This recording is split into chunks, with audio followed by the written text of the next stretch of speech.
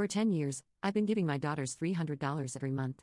But when I offered it recently, my daughter and son-in-law said, "Don't make a big deal out of just $300. We don't need your small amount." So I stopped giving them the money as they asked, and they looked shocked. Thinking you're so important just because of $300? I don't care about such a small amount of money. Chuckling, my daughter and her husband looked down on me, hurling harsh words. I've been helping them for 10 years since they told me they were struggling financially, even though they never found steady jobs. I held my tongue and tried to find ways to support them. And what do I get in return? Why did I bother helping them in the first place? I thought someday they would appreciate my efforts and soften their attitude, but that day never came. Isn't it clear now? I can't help but feel angry at them for laughing it off, saying it's not enough or just pennies after I've dedicated 10 years of my time and savings to them. I have devoted myself silently to my daughter and her husband, but today that changes. My name is Mark, a homemaker in my 50s. Since my wife passed away, I've been living alone. We have a daughter who moved out after college and now has a family nearby. Though our relationship isn't great, they've been a bit troublesome. After college, my daughter got a job where she met her husband, who became a full-time homemaker after they married. However, less than a year later, my daughter quit her job due to issues with her boss, assuming she'd easily find another. But things didn't go as planned. Despite searching, she struggled to find suitable work and eventually gave up altogether. Her husband didn't show interest in working either, and within months, they faced financial difficulties. To help them, I began sending them a modest $300 each month. They were grateful and thanked me for the support. Every day, I hoped they would overcome their difficulties and become self-sufficient. But now, after 10 years, my monthly $300 isn't appreciated anymore. It's something they feel entitled to receive. For example, one busy month filled with family events, I couldn't find time to meet my daughter and her husband on the usual day I give them their monthly money. Late that night, I heard loud knocks on the door. It was my daughter and her husband. "Dad, we need the money on time. Are you starting to forget things because you're getting older?" My daughter teased. Tired and sleepy from a hectic few days, I replied, "I'll give it to you another time. Please go home for now." Then her husband, his face red with anger, said, "This happens every month. You have to give it on time. Just because you're my wife's father doesn't mean you can behave like this," and he grabbed me by the collar. Shocked by the sudden confrontation, I reluctantly handed over the $300 to my daughter and her husband, which I had prepared earlier. "If you had just given it to us in the first place, this wouldn't have happened. I don't want to resort to physical force with you either," her husband continued. "You should listen to us and behave. Remember, if you ever lose your mind, we'll be the ones taking care of you. It wouldn't hurt to stay on our good side. Right?" Their audacity infuriated me, but I feared that challenging them might cause them to depend on me even more, much like when my daughter quit her job. So swallowing my anger, I smiled, apologized, and did as they demanded.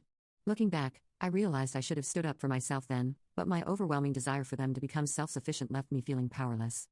The unpleasant memories with them weren't just confined to that day. I received a call from a concerned neighbor.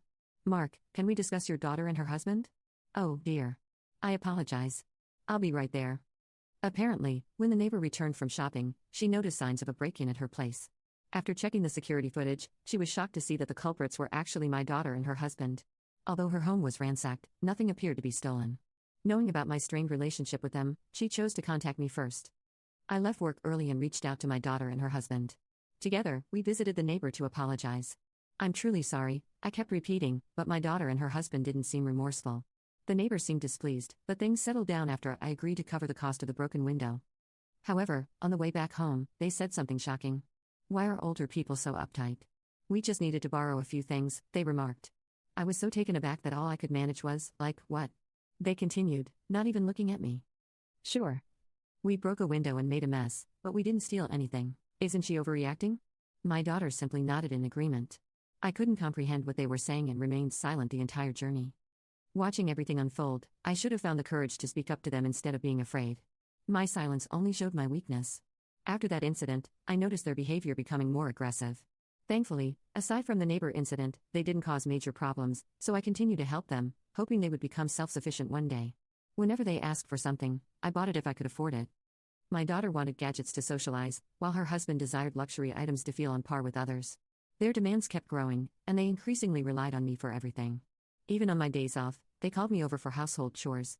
I worked tirelessly. They wanted more than just money. They lacked the means and motivation to earn for themselves. Thus, I felt obligated to support them.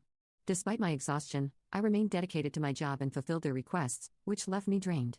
I developed dark circles under my eyes, my skin became rough, and dizziness became a regular issue. My daughter and her husband mocked me, saying, "You look like a mess," and her husband even pointed at me, saying, "He's given up on himself." I didn't have the energy to defend myself against their hurtful words. Deep down, I knew I was reaching my limit, but I felt if I stopped working and helping them, everything would fall apart for all of us. So despite my exhaustion, I kept pushing myself, determined to hold everything together. Honestly, I had wanted to lean on someone and give up a long time ago. One day, while I was doing chores at my daughter's house, a small incident sparked an argument. I was already stressed and tired, so every little thing they did annoyed me. Her husband then made a cutting remark, saying, "You act like $300 is such a big deal." My daughter, influenced by his words, added, "We don't need that measly amount," and handed back the $300 I had given them that day.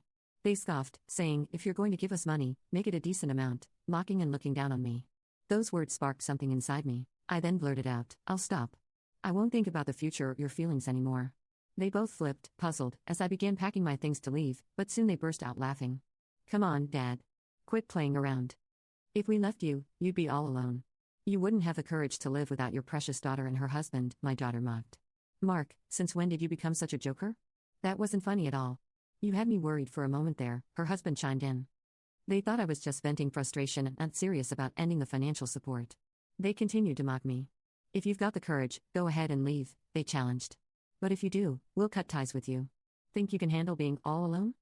You'll regret those words soon enough. Your stubborn dad could never do something like that. Right?" I felt completely cornered by their words, yet they continued to treat me poorly. I started questioning what I was gaining from supporting them, buying them things they wanted, doing their chores. Wasn't I just being used and taken advantage of? It felt like they were exploiting my kindness, treating me like a servant even when I was at my breaking point. They might be family by blood, but their behavior made it hard to see them that way.